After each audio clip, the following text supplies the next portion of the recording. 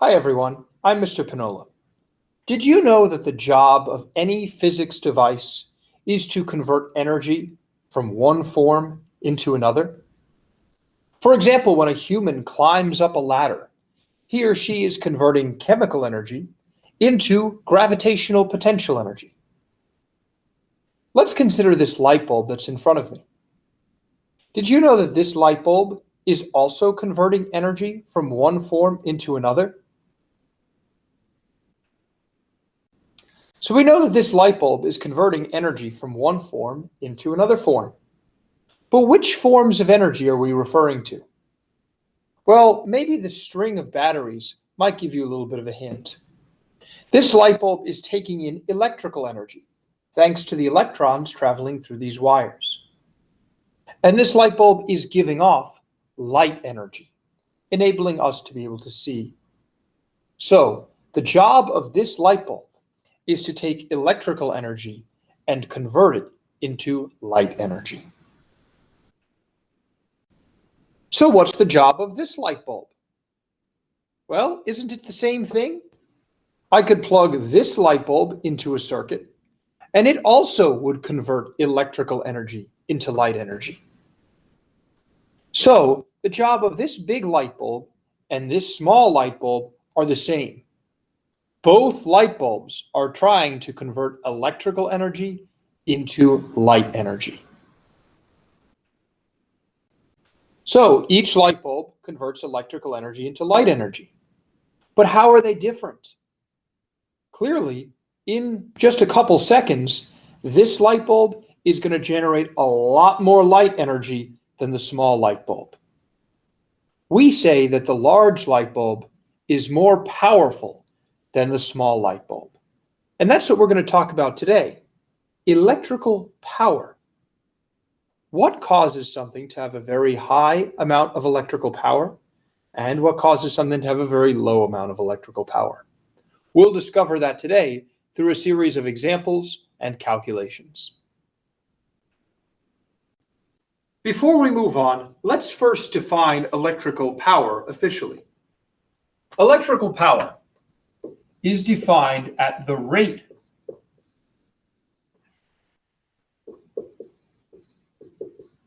at which a device converts electrical energy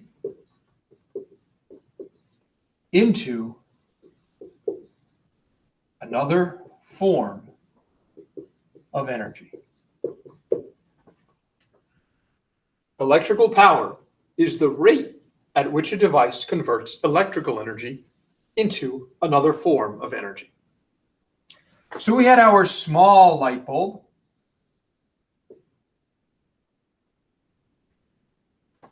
which took in electrical energy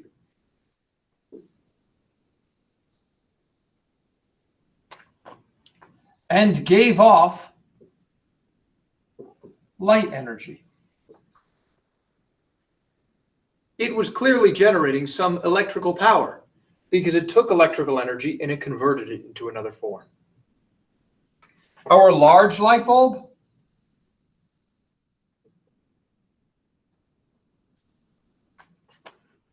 did the same thing. It also would take in electrical energy and convert that electrical energy into light energy.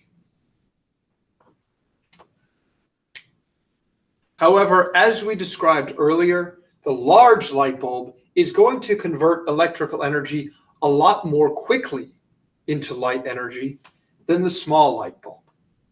And therefore, our large light bulb is going to generate a lot more electrical power than the small bulb. Let's also define electrical power in terms of mathematical calculations. We as physicists use the symbol P to represent power. That power can either be mechanical, as we've talked about in other videos, or electrical, in specific examples such as the ones with the light bulbs. And power is also measured in a specific SI unit. Do you know what it is? Power is measured in joules per second. That's because joules is a measurement of energy and seconds is a measurement of time.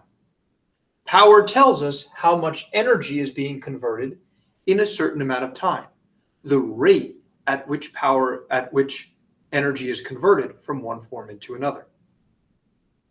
But a famous scientist came along and named the unit of joules per second. And so in his honor, the SI unit for power is actually watts, abbreviated with the symbol W. So a device could have a power of 100 watts. P is the symbol that would be used in equations, and watts would be the unit to measure the power of the device. So how could I measure the power of my small and large light bulbs? Well, we do that using a new type of equation. And that equation states that the power that a device uses when it's in an electrical circuit is equal to I times V, where I represents electric current and V represents voltage. That should make sense to you, because if a device has a very high current passing through it, and also is drawing a very large voltage from the voltage source, it is likely generating a lot of energy, and therefore it's converting energy very quickly and would have a very high power rating. So if we wanted to know the power rating of our small and our large light bulbs, all we would need to do is hook them up to a circuit and measure the voltage across the light bulb and the amount of current that is passing through each bulb. Let's do that now. So for the purposes of our demonstration, let's start with the small light bulb. We'll plug it into the circuit just by screwing it in over here.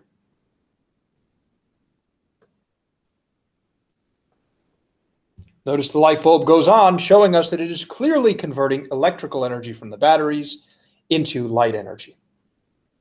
But we need to find a way to measure the voltage and the current that's across the light bulb. And to do that, we'll use a couple of tools. Let's first start with this voltmeter. Remember, voltmeters are tools that can measure the voltage across a device.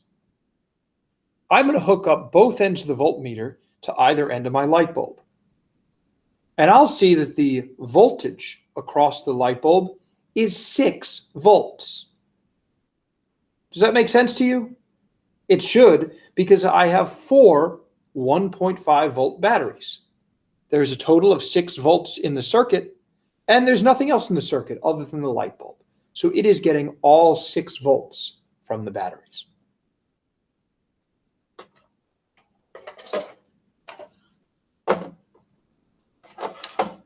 Action 1. We also need to figure out what is the electric current that is passing through the light bulb. Do you remember what kind of tool measures electric current? If you said an ammeter, you'd be correct. Remember, current is measured in amps, so an ammeter would be a great tool to measure current. I'm going to hook the ammeter into my circuit. Remember, I want to make the ammeter part of the circuit so the current actually flows through the device.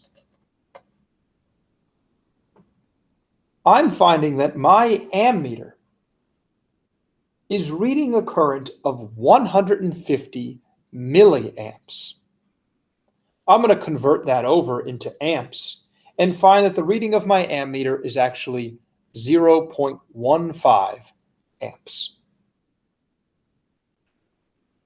So now welcome back to our whiteboard, as we'll do a calculation to figure out what is the power of that small light bulb. Well, first we'll write down our given information that we just found from the experiment. Remember, the voltage across the light bulb was 6 volts. That's because it was plugged into a 6-volt battery, and it was getting all the voltage. And we also found out the current that was passing through the light bulb using our ammeter. And the current was 0.15 amps. It really was 150 milliamps, but I moved the decimal over and converted it into the SI units of amps. I told you we wanted to find the power of that light bulb. So let's do my three-step method now that I've gathered my given information. And let's use that equation we just spoke about, P equals I times V, to find power. Do I need to reorganize this equation at all? The answer is no, because power is already by itself. It's already isolated. So let's plug in our numbers. Power is equal to the current, which is 0.15 amps, multiplied by the voltage, which is 6 volts. I'm going to grab my calculator, and I'll do a little multiplication. 0.15 times 6. And that gets me a power of 0.9 watts. In other words, my small light bulb is able to convert 0.9 joules of electrical energy into light energy for every second that it operates. So I now know that my small light bulb has a power of 0.9 watts. But what about my large light bulb? I haven't given you too much information about that. Let's switch up the question a little bit. If I were to plug my large light bulb into the same circuit, meaning attach the large light bulb by itself to a 6-volt battery, how much current would it generate? Now, I will tell you that when I look at the description of the large light bulb, if I read the etching at the bottom, it says that this light bulb has a power of 40 watts. So let's think about that for a second. This small light bulb had a power of 0.9 watts. This large light bulb has a power of 40 watts. That's a big difference. The big light bulb is clearly a lot more powerful, and therefore it's going to convert energy much quicker from electrical energy into light energy. But now, let's go and see if we can solve for the amount of current that's passing through the large light bulb when I were to hook it up to the same circuit that I had the small light bulb hooked up to. So we'll use our three-step method. Here's our given information, and we'll go to our equation, P equals I times V. And let's reorganize this equation so that we can get I by itself. To do that, I is right now connected to V by multiplication. So I'm just going to divide both sides by V. The V's cancel. And that leaves me with P divided by V is equal to I. We can calculate our current by taking the power divided by the voltage. So now, let's do our math. To find the current, we clearly need the power, which is 40 watts, divided by the voltage, which is 6 volts. If I get out my calculator and I do 40 divided by 6, I'll find that there should be a current of approximately 6.67.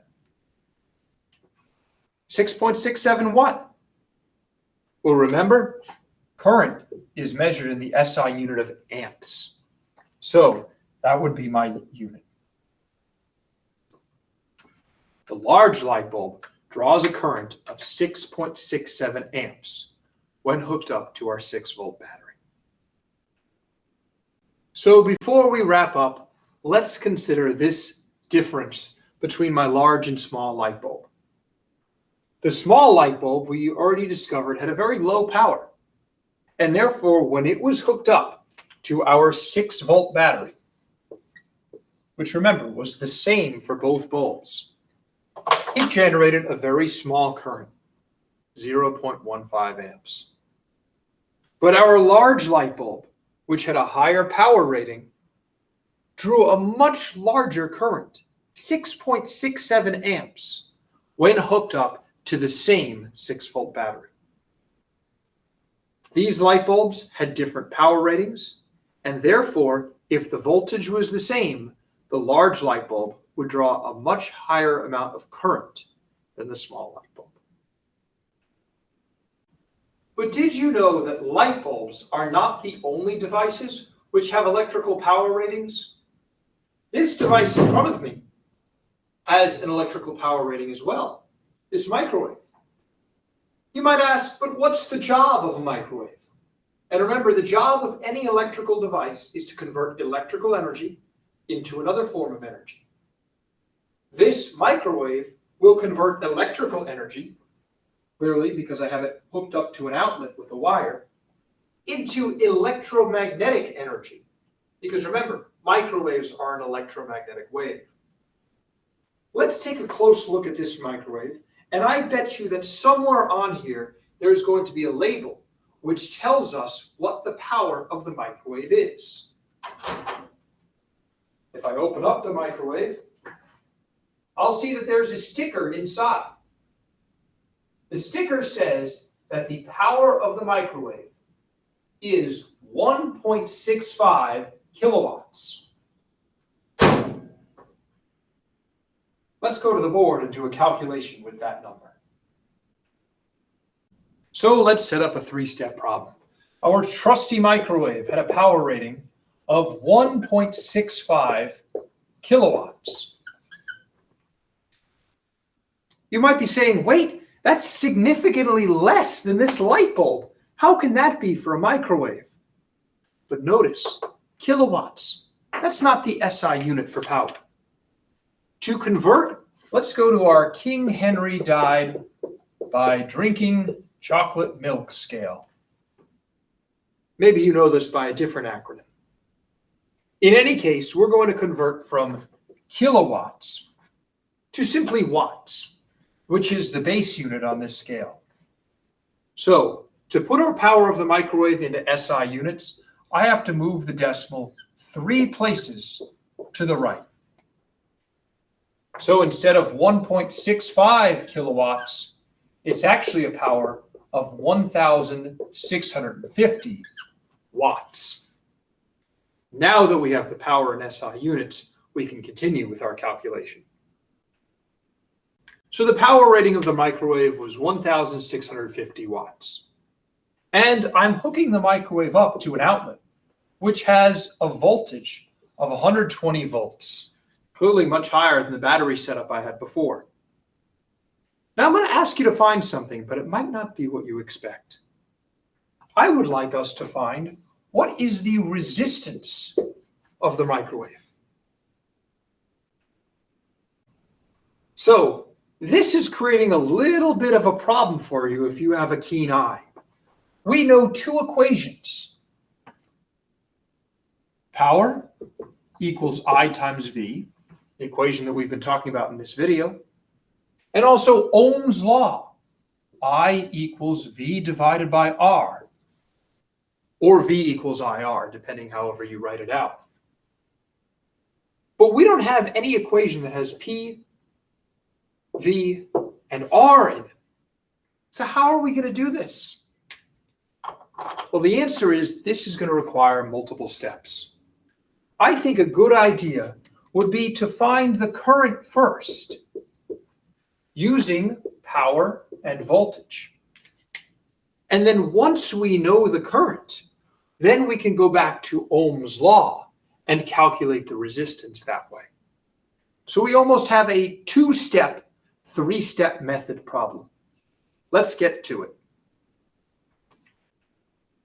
Let's calculate the current of that is flowing through the microwave using the power and the voltage.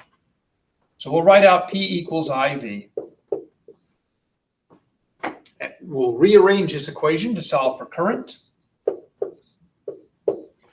We can clearly see that power divided by voltage equals current. You should know how to rearrange this. We already spoke about that in this video. Now we'll put it together using a calculator. So the power, which is 1,650 watts, divided by the voltage, 120 volts, is going to give us a current I of 13.75 amps. Now that we know the current, we'll write it back into step 1. But we're not done yet. We were asked to find resistance. And remember, there was not a single equation that had P, V, and R in it. We had to use a combination of equations. So we've already found current, which is really going to help us, I think. Now, we'll go back to Ohm's law. I equals V divided by R, and solve for resistance this way. Because now that we know I and V, we can get the missing term. Action 1. So let's solve this equation. I'm going to rearrange it at first by multiplying both sides by R. Remember, I'm not going to multiply this by V because V is on the top of the fraction. I want to multiply by whatever is on the bottom of the fraction. That way the R's cancel out, and I have I times R equals V. Some of you may have automatically started with this equation if you knew it, and that's fine. Now you're caught up with us. To finish this out and solve for R, we now have to divide by I on both sides. The I's cancel, leaving me with R equals V divided by I. Let's plug in our numbers.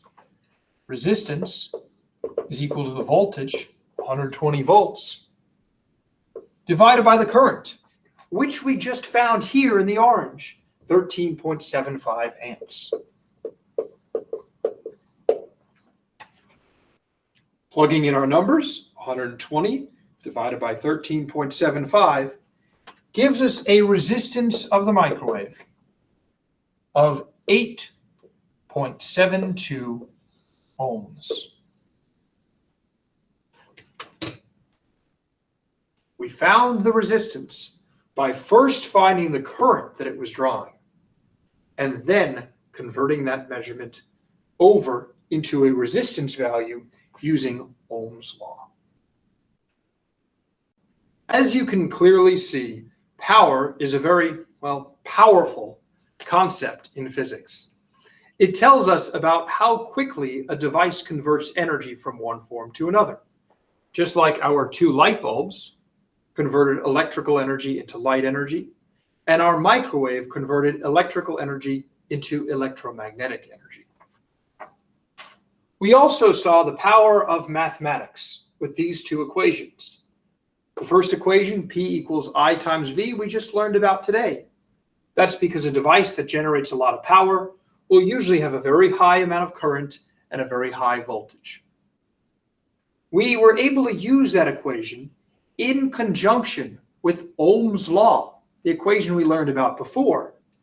And if we combine these 2 together, we could solve some pretty in-depth problems, like the one that I just solved with the microwave. Keep your 3 steps in mind, and there's a lot that you can do in physics. Thanks for watching.